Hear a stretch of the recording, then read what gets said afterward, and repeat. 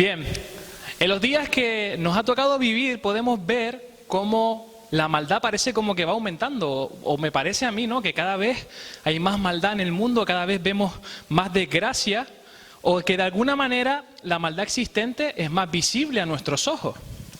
El mundo en el que nos ha tocado vivir es un mundo que se encuentra súper conectado, se encuentra hiperconectado. Y puedes ver en cuestión de segundos lo que está pasando, por ejemplo, en Australia. Basta que pase una desgracia en Australia, pasan 5, 10 minutos y ya tenemos un directo en el Facebook, un directo, unas noticias en el 24 horas, donde está apareciendo todo lo que está ocurriendo allá. Con todo lujo de detalles, la información una y otra vez pasa por nuestros ojos, viendo todo lo que es la tragedia y todo lo que es el sufrimiento. Y es que vivimos en un mundo donde las noticias están a la orden del día, donde los magazines por la mañana, ahora que tengo un poco más de tiempo por las mañanas, empiezas a ver Espejo Público, empiezas a ver Ana Rosa, ¿no? Y empiezas a ver tragedia tras tragedia y todos son personas contando testimonios de dolor, de cosas que les han ocurrido. Y sin ir más lejos, en esta semana hemos podido ver unos titulares bastante difíciles de digerir. Por ejemplo, hemos visto la muerte de Noah Potoven, no sé si se dice así, ustedes me perdonan, pero mi inglés no es muy bueno. La joven de 17 años que solicitó la eutanasia en Holanda por sufrir estrés postraumático y depresión. Una chica de 17 años. Como un hombre mató con arma blanca al novio de su madre. Y también escuchábamos el testimonio de un canario que decía que su mujer había muerto, que su hija se había quedado huérfana y que el conductor que la mató fue condenado solamente a 4 años de cárcel. Miren, podrían ser muchas más noticias, pero estas son algunas de las noticias que esta semana hemos podido escuchar, poder ver en las noticias y en las redes sociales. Noticias donde podemos ver el dolor, donde podemos ver el sufrimiento y en algunos casos la desesperación de estas personas. Y quizás solamente puedas ver simples titulares como vemos muchas veces en los noticieros. Quizás solo puedes ver palabras, pero detrás de estos simples titulares, detrás de estas simples palabras, hay odio, hay familias rotas, hay dolor, rencor, niños huérfanos, padres sin hijos, soledad, lágrimas, tristeza y depresión. Y uno de los problemas que podemos llegar a tener y que de verdad en nuestros días está ocurriendo, y cada vez con más intensidad, es que al recibir tanta información, al recibir tanta desgracia, al recibir tanto dolor, al final acaba convirtiéndose en algo normal, algo común, algo que vemos y dice, mira, otro que se murió, o otro que lo está pasando mal, pobrecito. Y esto nos lleva a que solamente reaccionemos y nos preocupemos por lo que nos pasa a nosotros, por nuestra propia vida, por nuestro propio dolor, por nuestra propia desgracia. Y olvidemos lo que le está pasando al otro, al que tenemos al lado. Y realmente esto lo que está creando en nosotros es indiferencia, está creando insensibilidad y está creando dejadez con respecto a nuestro prójimo. ¿Y quién es nuestro prójimo? Como decía Marbelis el otro día, todo ser humano. Y es así, todo ser humano. Es como si apagásemos el interruptor del amor y encendiéramos el interruptor del egoísmo, el yo, todo lo que me pasa a mí es lo que me importa, el resto me da igual. Antes de leer el texto en el que vamos a meditar en esta tarde, me gustaría que hiciéramos un ejercicio, ¿vale? Para que no se me duerman. Quiero que miren a la persona que tienen al lado. Mírenla, por favor, mírenla, no a los ojos o al que tengas detrás. Mírenlo, mantente mirando a esa persona, por favor, mírela bien. Marta, date la vuelta y mira a alguien. Quiero que la mires y que pienses en esta pregunta mirándolo a los ojos o a la persona que tienes al lado. ¿Cómo reaccionas a su sufrimiento? ¿Cómo reaccionas al sufrimiento del que te rodea? Piénsalo mientras lo miras. Bueno, vamos a leer la palabra, vamos a acompáñenme al Evangelio de Lucas, capítulo 7, versículos del 11 al 17. Evangelio de Lucas 7, del 11 al 17. Vamos a esperar un poquito para que lo busquen. Si lo tenemos, me dicen ya, ok, o lo que quieran. ¿Lo tenemos? ¿Lo hemos encontrado? Vale, bien, perfecto, también vale. Marbeli. Dice, Jesús resucita al hijo de una viuda. Poco después, Jesús, en compañía de sus discípulos y de una gran multitud, se dirigió a un pueblo llamado Naín. Cuando ya se acercaba a las puertas del pueblo, vio que sacaban de allí a un muerto, hijo único de madre viuda. La acompañaba un grupo grande de la población. Al verla, el Señor se compadeció de ella y le dijo, no llores. Entonces se acercó y tocó el féretro. Los que lo llevaban se detuvieron y Jesús dijo, joven, te ordeno que te levantes. El muerto se incorporó y comenzó a hablar, y Jesús se lo entregó a su madre. Todos se llenaron de temor y alababan a Dios. Ha surgido entre nosotros un gran profeta, decían. Dios ha venido en ayuda de su pueblo. Así que esta noticia acerca de Jesús se divulgó por toda Judea y por todas las regiones vecinas. Muchas gracias. Para ponernos en el contexto, nos encontramos hace 2000 años en la tierra de Israel, donde no existía internet, no existían las redes sociales, no existía la televisión, ni ningún magazine que presentara a Ana Rosa Quintana, ni Jordi Hurtado, que ese podría haber sido, pero no.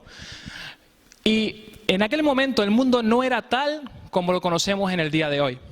No existían ni las redes, pero sí que existían personas que dedicaron su tiempo, dedicaron a documentarse de primera mano, inspirados por Dios, para escribir los pasos de Jesús, los milagros que Jesús hacía. Y uno de ellos era Lucas.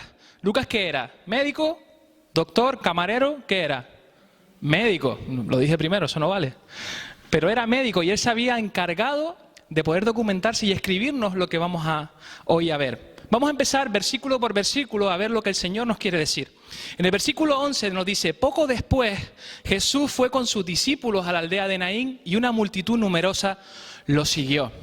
En esta ocasión encontramos a Jesús en la región de Galilea. Y como hemos visto en las últimas predicaciones que he podido estar, no salgo de Galilea. He estado en el mar ahí refrescándome un poco, pero en esta ocasión se encontraba en Galilea, pero estaba un poquito más abajo, estaba un poquito más hacia el suroeste. Se encontraba en la aldea de Naín, muy cerca de Nazaret.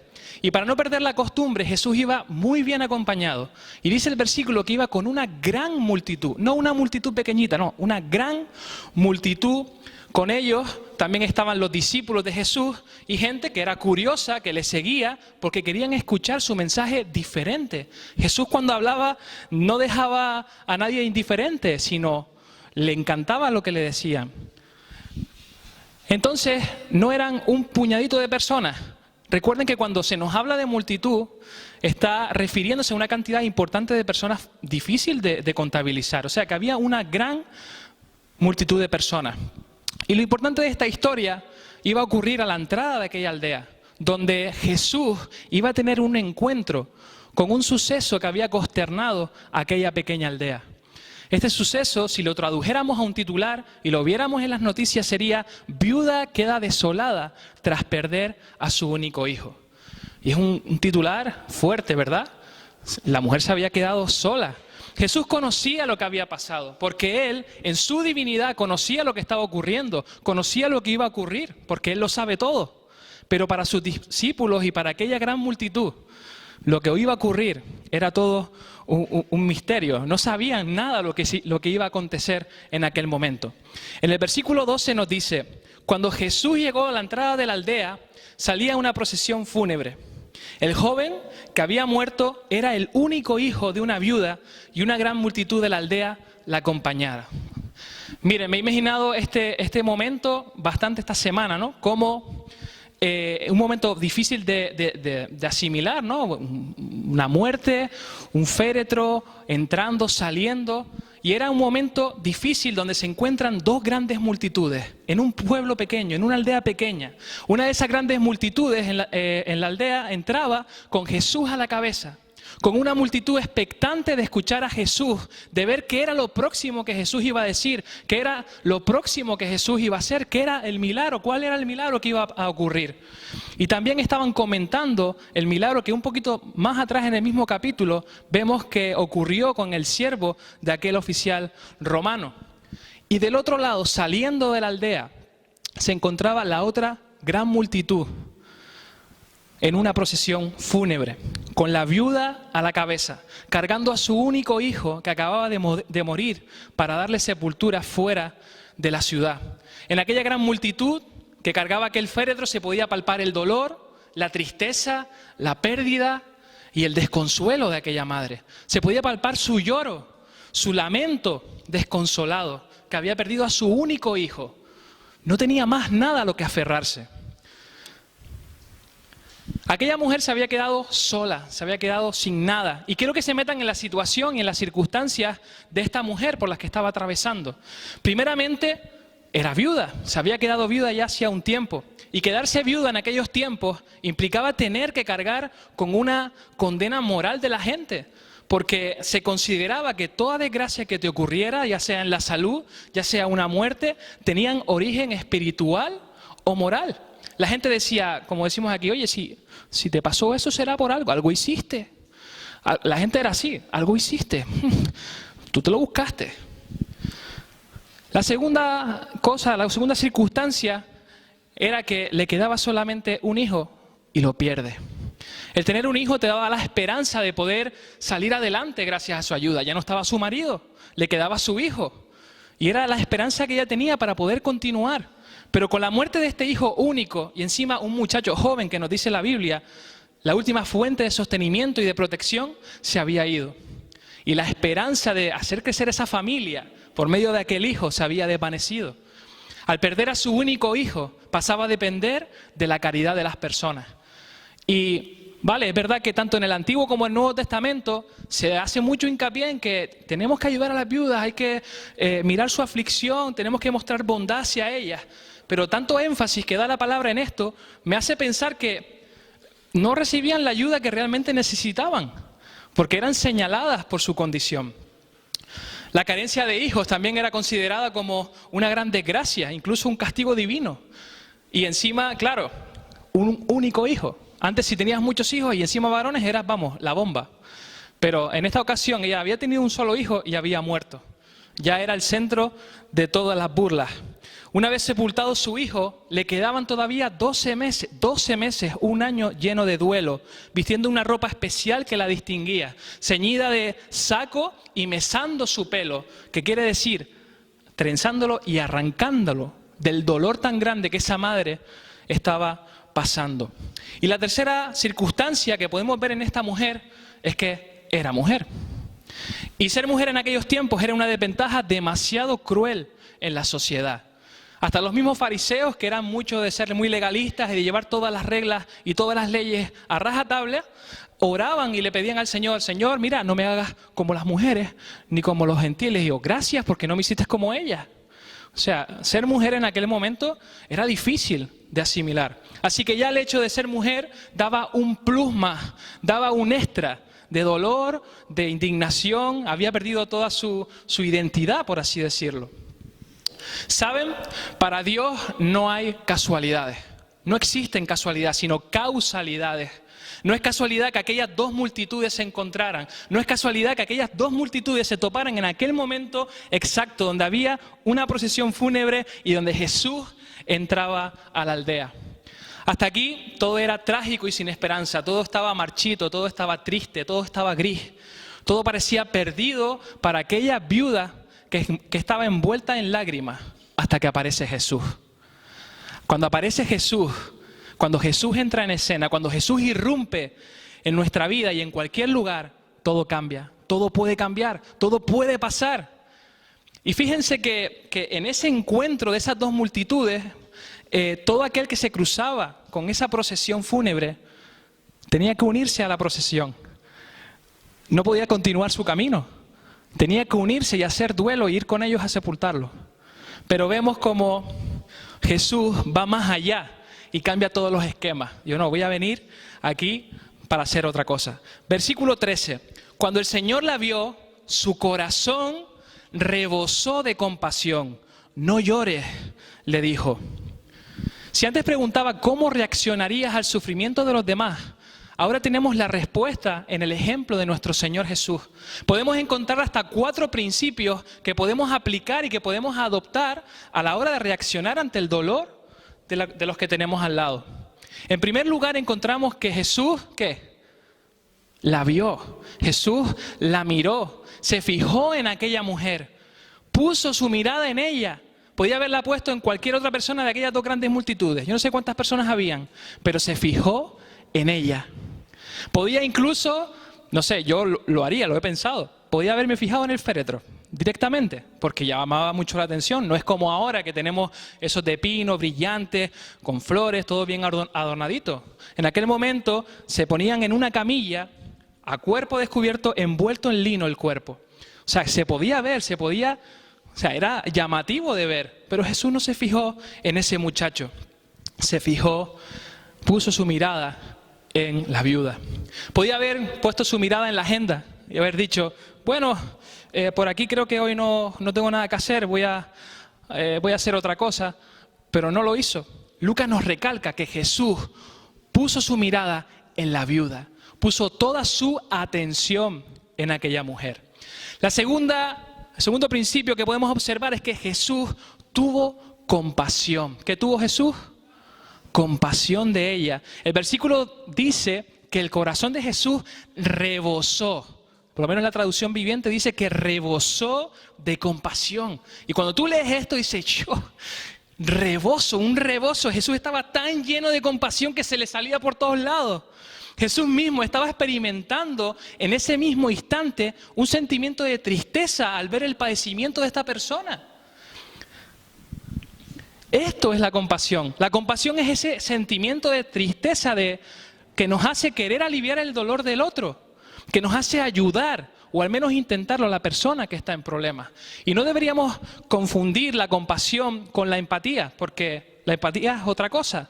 La empatía es algo que nos hace entender lo que está pensando la otra persona, lo que está sintiendo de alguna manera, pero no llega a lo que es el punto de la compasión.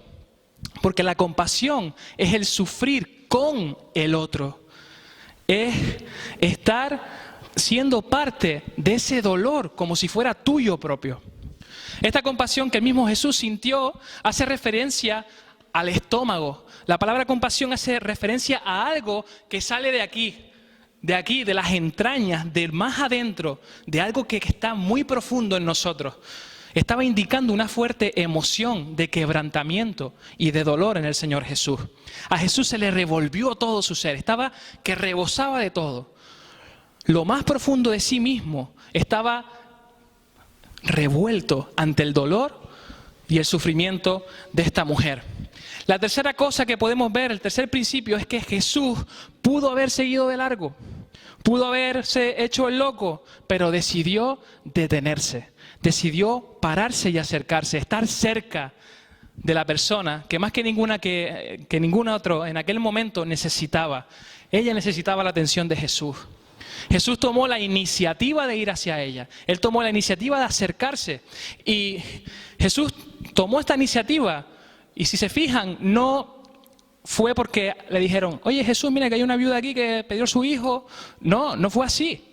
Fue iniciativa propia del Señor. Nadie se lo pidió.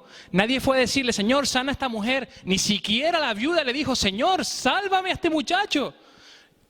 No pasó. Fue el propio Jesús quien tuvo la valentía y la misericordia, la compasión de ir y ayudar a esta mujer. Y si vemos en la historia, en el milagro anterior del siervo con el oficial romano, allí sí se lo pidieron a Jesús. Fueron, insistieron, incluso le dijeron al final, mira Jesús, no vayas, con que tú lo digas me vale. Era otra historia. En este caso, Jesús tomó la iniciativa, la buscó, la miró y se acercó. En primer lugar, la ve. En segundo lugar, tuvo compasión. En tercer lugar, se acerca. Y en el cuarto lugar, la consuela diciendo, deja de llorar, no llores, deja de llorar. Y resulta extraño que en medio de todo aquel dolor, de aquella procesión donde se suponía que el llanto era algo natural, que era algo normal, que incluso pagaban a personas para que lloraran, que son los conocidos como endechadores, para que llorasen también y pusieran más pasión al asunto. Oye, por si no hay lágrimas, vamos a echarle un poquito más de caña a esto para que parezca un poquito más avivado. Viene Jesús, aparece y le dice a la mujer, deja de llorar, no llores. ¿Por qué estás llorando? No llores. ¿Te imaginas la cara de la multitud? Y yo, Jesús, ¿qué estás diciendo? ¿Tú no ves lo que está pasando aquí? Este mandato parecía una locura a los ojos de los presentes, pero Jesús iba a cambiar el lamento de aquella mujer en baile. Aquella mujer iba a salir bailando la Macarena de allí. Lo que pasa es que Lucas no lo dice hasta ese momento. Iba a cambiar aquella procesión de muerte en una procesión de vida. Iba a darle esperanza de vida a aquella mujer. Veamos lo que sigue diciendo el versículo 14. Luego se acercó al ataúd Jesús y lo tocó, y los que cargaban el ataúd se detuvieron. Joven, dijo Jesús, te digo, levántate. Jesús sigue rompiendo todos los esquemas posibles, y a pesar de que la ley que existía en ese momento decía que si alguien tocaba un muerto, si alguien tocaba un féretro, quedaba impuro. Quedaba impuro, después tenía que hacer unos rituales, unas historias. Léanse la ley, por favor, porque aunque es un libro pesado, quizás descubres muchas cosas acerca de la ley judía. Pero como dice Tito 1:15, todo es puro para los de corazón puro. Jesús corría el riesgo de ser criticado, Jesús corría el riesgo de ser señalado, de que murmuraran por lo que estaba haciendo, de tocar a aquel muerto, de tocar a aquel féretro. Incluso corría el riesgo de que los fariseos tuviesen algo más que apuntarle a Jesús, una causa más para matarlo. Pero le dio igual, dijo, yo voy a asumir el riesgo. Jesús asumió el riesgo y en lugar de hacerse inmundo, estaba ahora en el proceso de vencer la muerte y la inmundicia. No solamente tocó el ataúd, sino que al tocarlo, todo se detuvo. Y esto me hace recordar las películas, cuando de repente todo se para, se ve Jesús solamente andando, no sé, es un poco fantasioso, ¿vale? Pero lo veo de esa manera. Toca a aquel muchacho y le dice, joven, a ti te digo, levántate. Y ahí vuelve la acción de nuevo. El versículo 15 nos dice, entonces el joven muerto se incorporó y comenzó a llorar, a hablar. No sé qué reacción pudo tener ni qué pudo decir, pero el muchacho lo que le salió fue hablar. No sabemos lo que dijo, hubiese sido muy bueno saberlo. Pero no lo dijo, no sabemos nada. Pero lo importante no es lo que dijera el niño, el muchacho. Lo importante es lo que dice ahora. Y Jesús lo regresó a su madre. ¡Ya! La madre, ¿cómo se sintió esa madre? Que fue una pasada, aquella madre que estaba llorando como un alma en pena, de repente le devuelven lo único que tenía, su único hijo. Y vemos como Lucas, y esto lo hemos visto con los adolescentes, habla de Jesús como hombre. Y aquí vemos la humanidad de Jesús. La humanidad de Jesús devolviendo ese joven a su madre. Jesús acababa de cambiar la vida de aquella mujer. Él había resucitado a su hijo a través del poder de su palabra. No solo levantó a aquel muchacho, sino que también en manera figurada levantó a aquella mujer, dándole una nueva vida, un nuevo comienzo, una nueva oportunidad. Le había dado dignidad como mujer. Una mujer que minutos antes se encontraba liderando la procesión de su propio hijo, llorando con dolor, con tristeza, con pérdida, con mucho desconsuelo. Ahora lideraba una alegría incontenible al recuperar a su único hijo.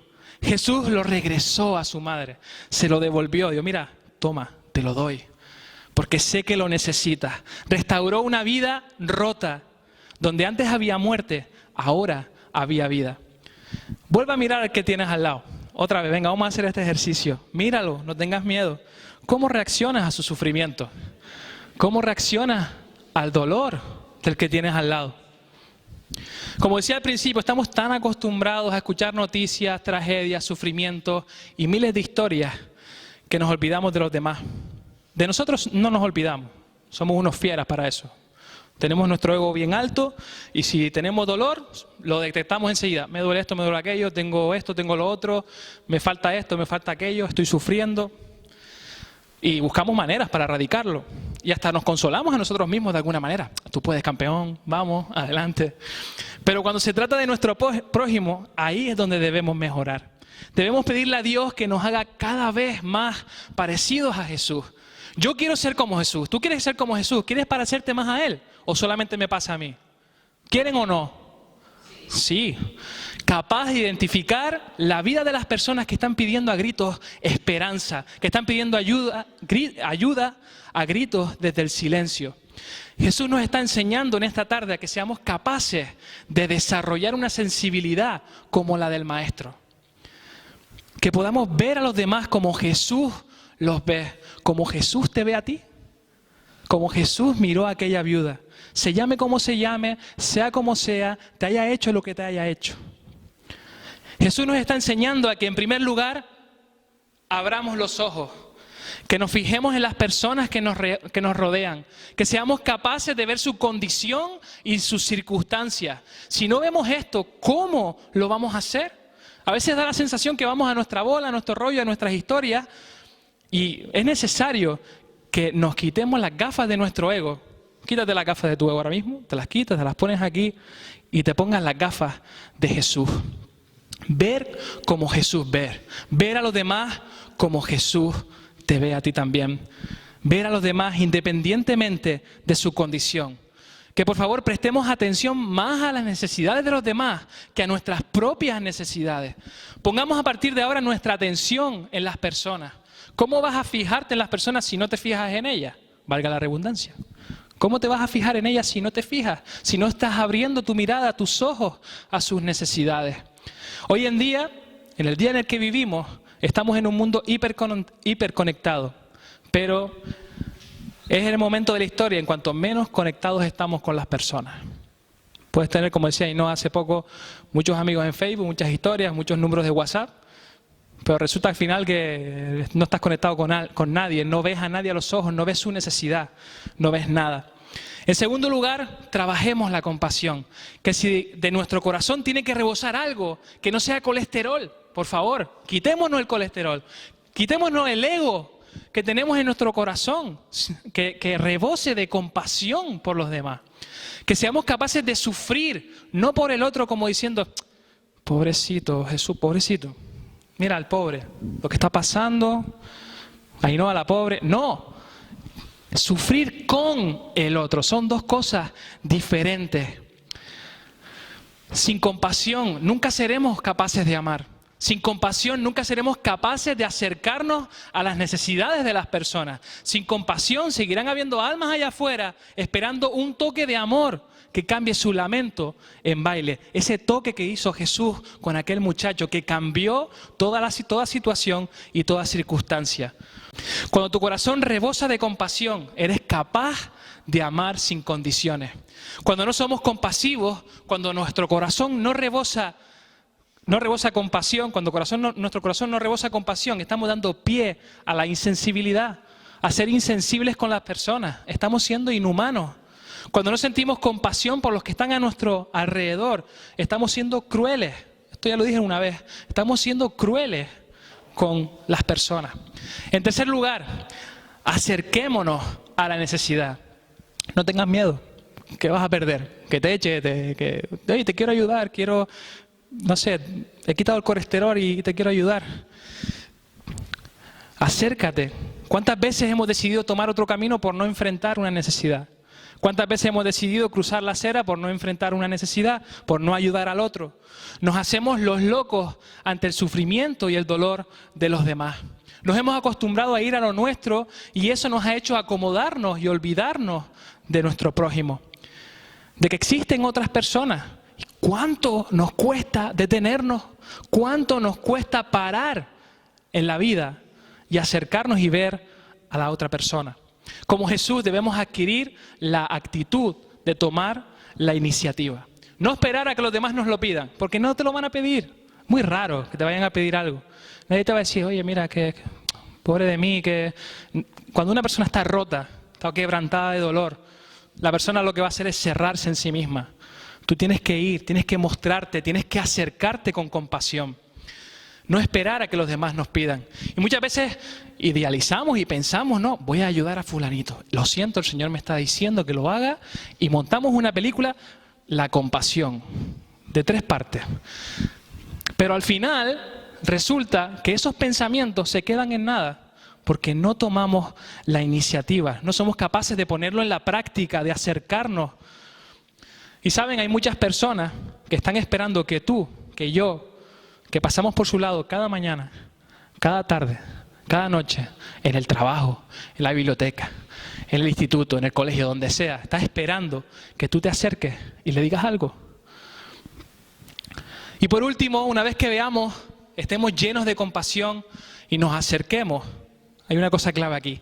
Habla, habla. Jesús habló, Jesús tenía poder y nosotros tenemos el poder del Espíritu Santo. Podemos hablar y el Señor puede transformar la vida de la otra persona. Pero si nos callamos, habla. ¿Qué necesitas? ¿Cómo estás? Cuéntame tu historia. Ayer estaba en el centro comercial y se me sentó un chico que se llama Mustafa. Todo bien. Yo con mi móvil, pasando de la necesidad, pasando del hombre, ¿no? Voy bien dando ejemplos. Y de repente Ian se acerca, él sí habló y acabó comiendo queque, acabó comiendo zumo que el hombre le había regalado. Y el hombre empezó a hablar conmigo y empezó a hablar y no sé cómo empezó a hablar de Jesús y bueno, al final hubo una conversación, hubo un acercamiento y él me contó sus necesidades, yo le conté las mías y hubo un contacto con esa persona.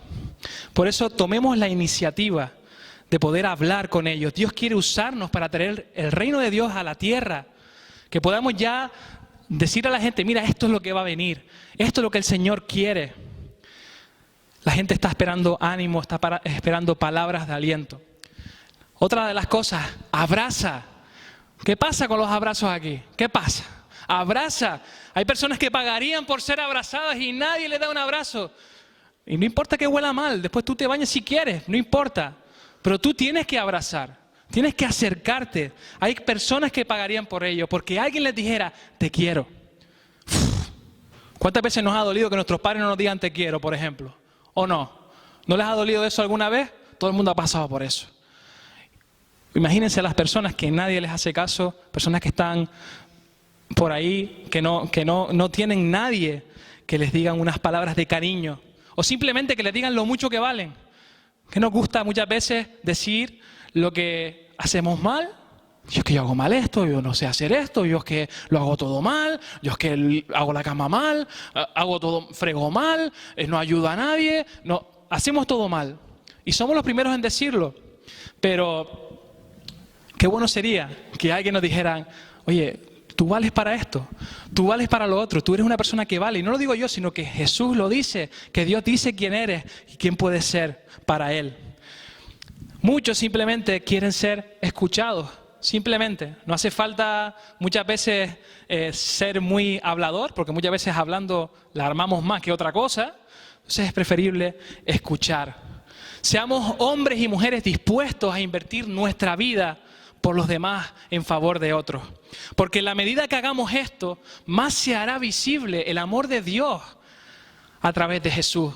Recuerden que somos personas que estamos comisionados por parte de Él. Somos embajadores suyos. Las personas han perdido la esperanza y debemos ser agentes de cambio, agentes de transformación. Y miren, qué manera más increíble de bendecir a otros, ser agentes de transformación. Jesús transformó una vida y estoy seguro que transformó la vida de muchos de aquella multitud, porque lo vemos, porque dice que hubo ahí, vamos, un algarabío. Hay tres formas de que esa multitud se volvió loca. Unos daban gloria a Dios, otros estaban súper contentos, otros no sabían lo que estaba pasando, no sabían, y muchas veces no sabían ni siquiera quién era Jesús, pero estaban viendo con sus ojos lo que había ocurrido. Familiares, personas cercanas a la viuda, estaban viendo esa transformación. Qué manera más increíble de bendecir a otros. Piensa en esto. Piensa que bendecir a otros es devolverle a la gente la esperanza, la vida, la dignidad, la autoestima, el futuro, la alegría, el gozo, la identidad, la razón de existir. Muchos suicidios hoy en día en nuestro país. Muchos suicidios. La gente está esperando que les des una razón para vivir, una esperanza, algo que les amarre aquí de alguna manera para que ellos sientan el amor de las personas y sientan el amor de Dios también. Podemos bendecir también a otros dándoles una perspectiva correcta de la vida. Y te quiero animar a que sigas estos pasos. A partir de ahora, quiero que te mantengas alerta, porque no sé qué pasa que cuando hablamos de algún tema, siempre Dios va a poner situaciones, va a poner personas en tu mente, y quizás ya estás pensando en ellas y dices, oye, pues es verdad, a lo mejor puedo... No lo sé, solamente tu corazón lo sabe. Y Dios va a poner circunstancias que te van a llevar a pensar en esto, en estos 4 principios, y va a poner personas en tu mente, en tu corazón y en tu camino. Así que te animo a que lo apliquemos, que nos quitemos las gafas del egoísmo cada vez que salgamos de casa y nos pongamos las gafas de Jesús. Vamos a mantenerlas todo el día, que son cómodas. Como Jesús te ve, mira a los demás. Que tu corazón rebose compasión, no rebose el ego, el colesterol, lo malo, sino que que rebose compasión. Detente y acércate, no lo dejes para mañana. Para mañana, para esa persona puede ser tarde, no lo sabemos. Aprovechemos las oportunidades. Habla, abraza y consuela. Seamos agentes de transformación, transformemos el mundo y que el Señor nos ayude, que el Espíritu Santo nos guíe y nos haga sensibles a toda la necesidad que se mueve a nuestro alrededor. Oramos. Padre, te agradecemos por este día, porque nos hablas a través de tu palabra, a través de tu ejemplo, y vemos cómo tú transformaste una vida destrozada, una vida rota, una vida quebrantada, de dolor, de llanto, sin futuro, sin identidad. Y tú la transformaste, fuiste un agente de transformación, tocaste esa vida. Y te pedimos, Señor, que tú nos uses a nosotros, que no nos hagas distantes, que nos hagas acercarnos a las personas, que nos hagas rebosar de esa compasión. No decir lo pobrecito que son, sino sufrir con la otra persona, ser parte de ese dolor. Señor, ayúdanos porque sabemos que somos débiles, que preferimos mirar nuestro ombligo, que preferimos mirar nuestras cosas y olvidarnos de lo que realmente importa, que son las almas, que son las personas. Ayúdanos a ser humanos. Ayúdanos a ser sensibles como tú lo eras, a ver la necesidad de las personas a simple vista. Danos esa capacidad, Señor. Ayúdanos a ser como tú. Padre, gracias por tu ejemplo, gracias por tu amor, por tu misericordia, por tu verdad. Gracias porque podemos hablar contigo y podemos expresar lo que sentimos y decirte, Señor, que nos perdones porque muchas veces fallamos en esto y nos concentramos simplemente en, ay, cuántas tragedias hay, qué pena, cómo está el mundo, qué mal está el mundo, pero no hacemos nada para remediarlo. Señor, gracias por tu palabra y por este tiempo. En el nombre de Jesús, amén.